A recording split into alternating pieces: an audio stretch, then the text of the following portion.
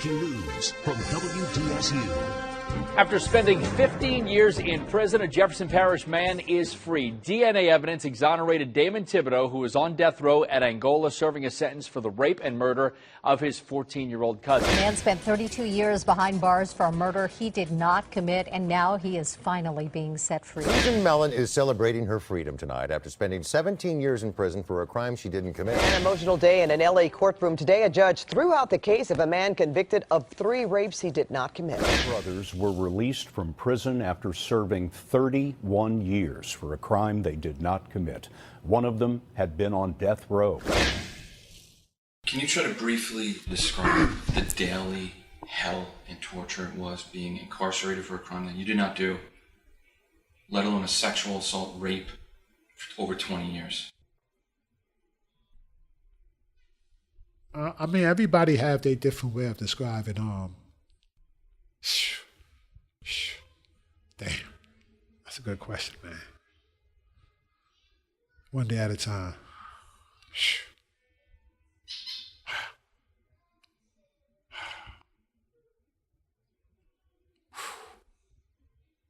I need a moment. Welcome to Newsbeat, an unconventional examination of conventional wisdom. Newsbeat is produced and distributed by MP Studios, a division of Morey Publishing. Newsbeat. Listen, learn.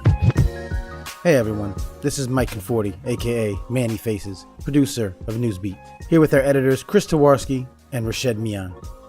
We're glad you could join us here again for another episode of Newsbeat, brought to you by our sister company, Morey Publishing, an inbound marketing agency based in New York that specializes in web design, content marketing, and sales support. You can visit them at moreypublishing.com and tell them the Newsbeat crew sent you. Now, I had a tough time putting this episode together. It's definitely one of the most gut-wrenching and emotional subjects we've tackled so far, but I'm really proud of how it turned out. Chris, you want to bring us into it? Sure thing. Alan Newton served more than 20 years for a crime he didn't commit. Now, had this occurred in Alabama, he would have received $50,000 for every year of wrongful imprisonment.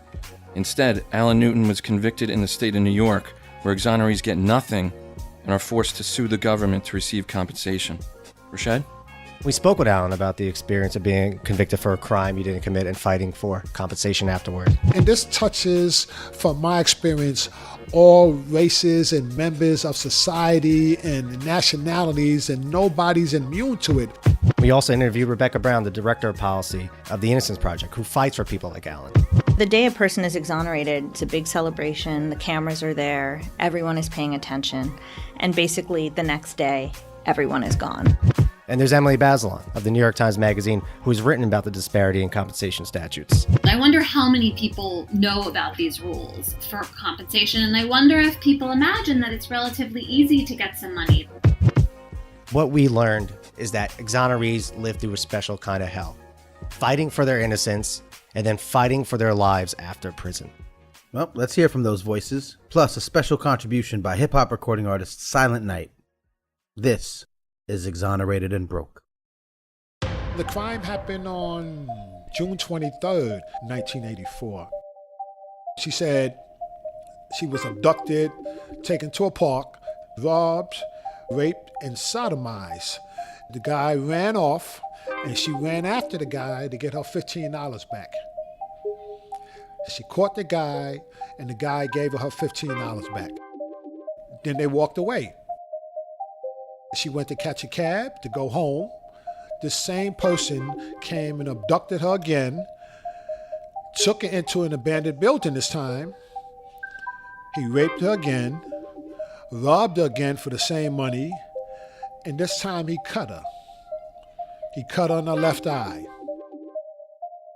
I was with my fiance and their family, and we went to see Ghostbusters, and, my fiance testified on my behalf. Her daughter testified on my behalf that I was with them. And because, I had a photograph in the books from, 1979, the year I graduated high school. I got arrested for a fight It happened outside the PAL. I was gambling, with a lot of other friends and, money dispute. So when the victim was going through some photographs, I got picked out and I was arrested June 28th. We actually had tickets. We actually had the ticket stubs.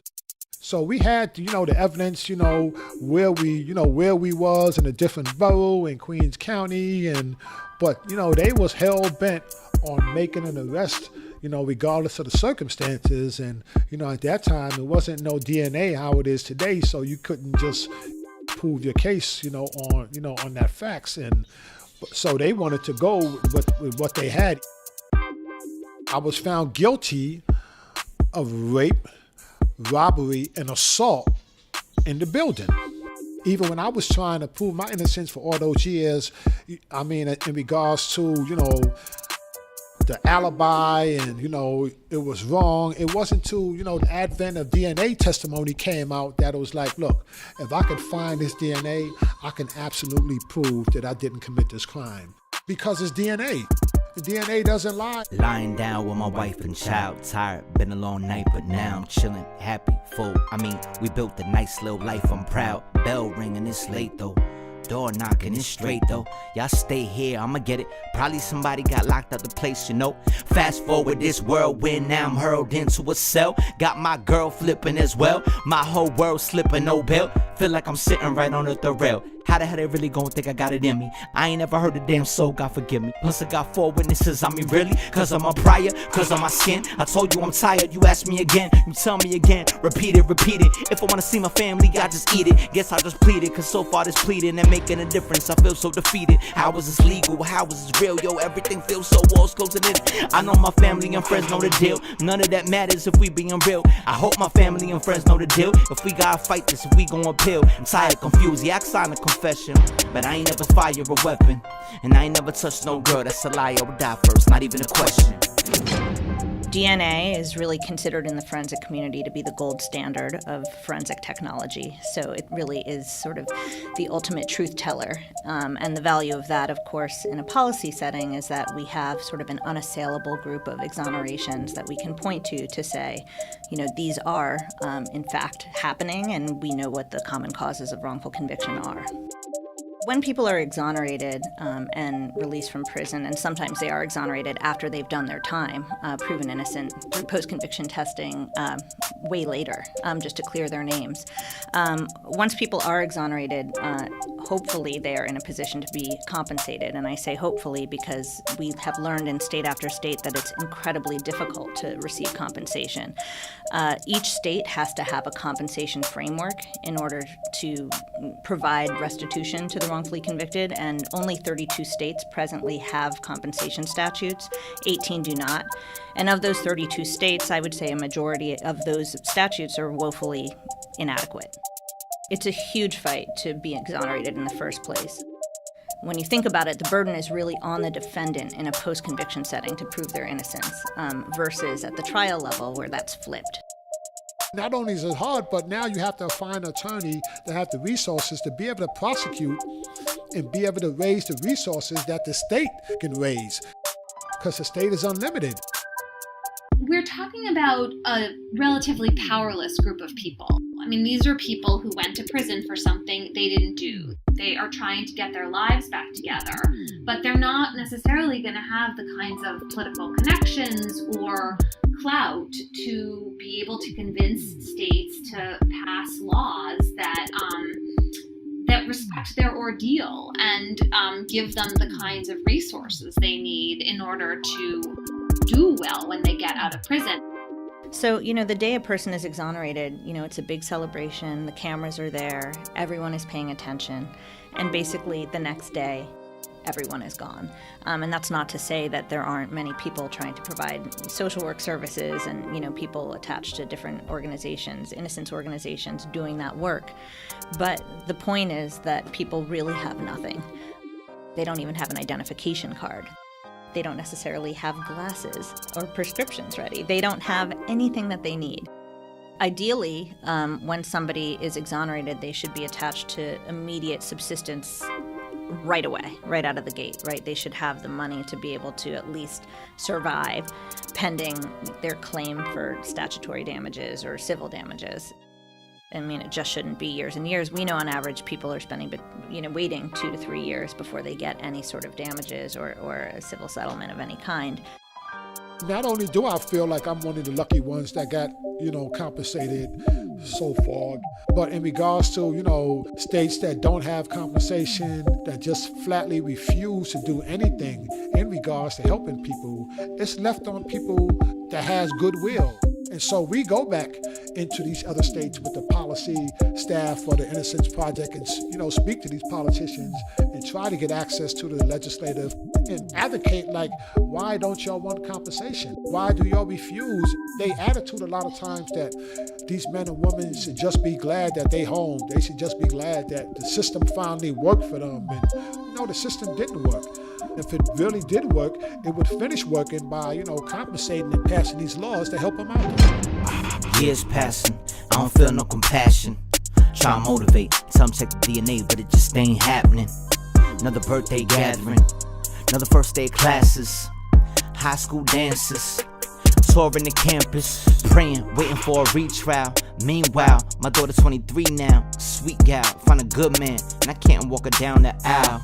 I miss so much.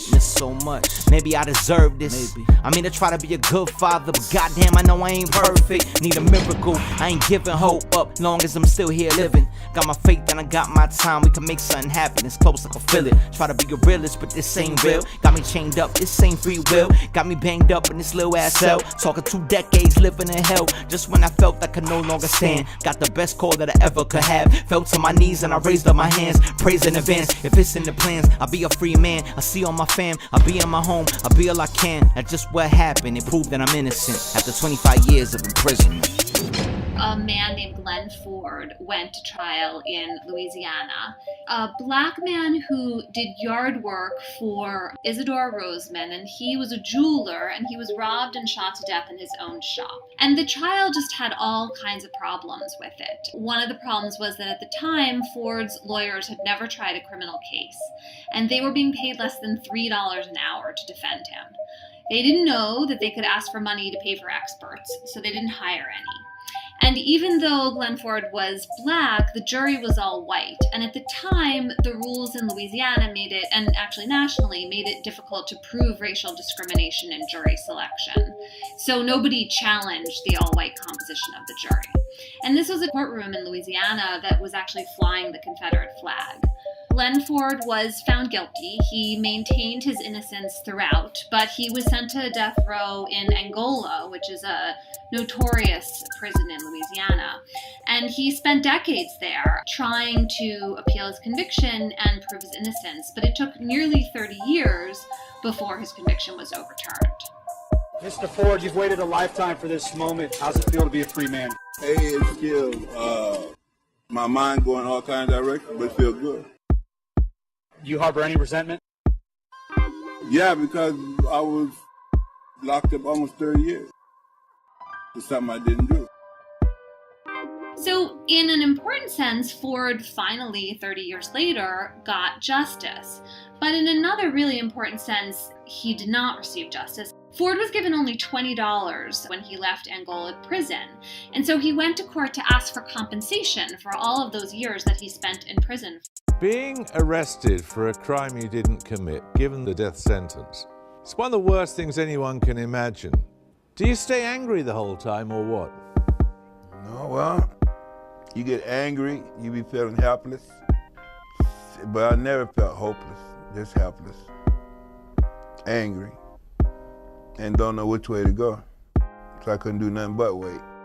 So Ford was trying to get a total amount of $330,000 for all the years that he spent in prison, but he was not able to receive a single penny. Glenn Ford here spent nearly 30 years on death row for a crime he didn't commit. According to the Innocence Project in New Orleans, Ford spent 29 years, 3 months and 5 days of his life in solitary confinement on death row. An innocent man, years behind bars, spending every waking moment wondering if this would be the week he dies.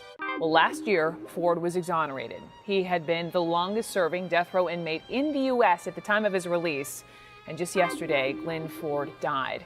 He only tasted freedom for a few months after losing his entire adult life. The reason Glenn Ford had so much trouble getting any kind of compensation for his wrongful conviction and his years in prison is that in Louisiana, as in certain other states, to get compensation from the state when you're exonerated, you have to prove what's called your factual innocence. And Louisiana interprets that to mean that you have to show you didn't commit not only the crime that you were convicted for, but any crime based on the same set of facts. And so in Ford's case, the state attorney general's office, which is the place that handles compensation cases, the state attorney general's office argued that Ford did not have clean hands, meaning he wasn't totally innocent, because after Isidore Roseman was killed, Ford told the police he knew about the plans for the robbery and pawned some of the stolen jewelry and tried to sell the gun that was used in the murder. Ford's lawyer argued that he cooperated with the police because he implicated the real killer. But they came up with basically these minor crimes that he'd never been charged with and hadn't been able to prove his innocence on. And they used those crimes to deprive him of his eligibility for any kind of monetary compensation from the state. There are other bars that exist. For instance, in the state of New Jersey, if you pled guilty to the crime for which you were wrongfully convicted, you don't get compensated under the law. And we know from our DNA-based exonerations that 10% of our clients pled guilty to crimes that they didn't commit. I think it's hard to describe the unique horror of wrongful conviction, right? It's almost Kafkaesque. You know, you've spent years and years behind bars for a crime you didn't commit. You come out and there's basically nothing for you. You know, all of these years were robbed from you. Your ability to form a family, your years to professionally develop. You know, you watch your entire cohort of friends go on and get married and have children and get jobs and, you know, get homes. You know, people are now leaving with nothing and they're starting their lives all over. It's basically a second sentence. And so the least that we can do is provide restitution, provide compensation so that people are in a position not just to survive, but to thrive. Once you get compensated, you can move forward, and you, like I said, you could become a voice, you know, for yourself, for the system, for the things that's still happening out here. But when you wrongfully convicted and you know it in jail, you don't have time for anything except trying to prove your innocence. It makes it that much harder when you step out the door. I wonder how many people know about these rules for compensation, and I wonder if people imagine that it's relatively easy to get some money, that it seems obvious if you have been in prison for something that you didn't do, that the state would try to help you afterward. I imagine most people just haven't thought about it at all. But I think that when you confront these laws, which to me seem unjust, it makes you really question how much power the state has over people's lives and the basis for its authority over us. It just seems like such a basic point and one that should be handled quite differently than it is in most parts of the country. Freedom is bittersweet though. Only been a week home. Already seems so different. I don't mean to be cold, but I'm having trouble sleeping, just breathing. Kinda hard for me to cope. I'm trying to be in beast mode, but my life got repo. Now I'm shook every time I see police roll by. They ain't even gotta have a reason why. Can't find a J.O.B. so I feel like we're gonna end up in the streets, no lie. I don't even have a job history.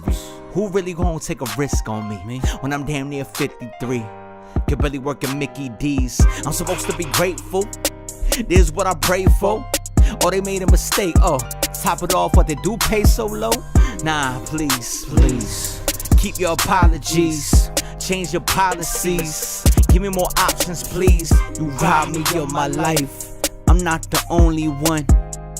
Now you gotta pay for what you owe to them. It can happen to anyone, all walks of life, not just me. The other scary thing is the real killers still out there free.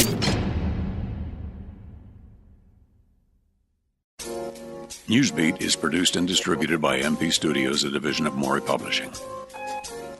The producer of Newsbeat is Michael Conforti. The editor-in-chief of Newsbeat is Christopher Twarowski.